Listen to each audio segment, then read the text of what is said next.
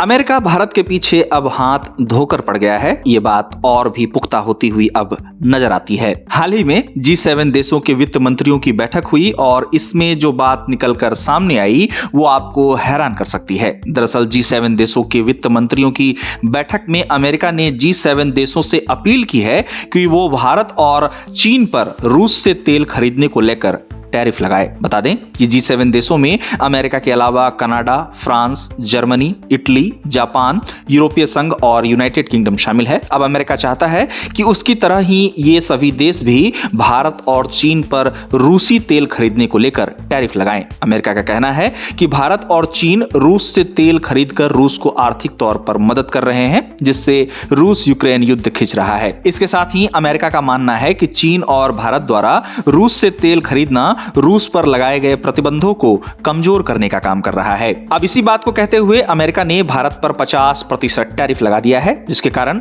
America के राष्ट्रपति Donald Trump को इन दिनों आलोचनाओं का भी सामना करना पड़ रहा है। यह बात तो जग जाहिर है कि अमेरिका रूस को कमजोर करना चाहता है और इसी बीच अमेरिकी वित्त मंत्री स्कॉट बेसेंट और व्यापार प्रतिनिधि जेमिसन ग्रीर ने एक संयुक्त बयान में इसको लेकर जो कहा वो इस बात को और भी स्पष्ट कर देता है। दरअसल दोनों ने एक संयुक्त बयान में कहा कि अगर हम पुतिन को आर्थिक रूप से कमजोर करना चाहते हैं तो हमें वैश्विक स्तर पर एकीकृत और ठोस कदम उठाने होंगे। इतना ही नहीं, उन्होंने यह भी कहा कि एकजुट प्रयासों से ही यूक्रेन में हो रहे नरसंहार को रोका जा सकता है। अब जैसा कि अमेरिका का मानना है कि भारत के रूस से तेल खरीदने से रूस को आर्थिक मदद मिल रही है और यूक्रेन रूस युद्ध लंबा खिंच रहा है, तो भारत ने शुरू से ही अमेरिका के इन आरोपों को खारिज किया है। भारतीय विदेश मंत्रालय ने इस मुद्दे पर हाल ही में अपने एक बयान में कहा कि भारत को निशाना बनाना अनुचित और अविवेकपूर्ण है। भारत एक बड़ी अर्थव्यवस्था के रूप में अपने राष्ट्रीय हितों और आर्थिक सुरक्षा की रक्षा के लिए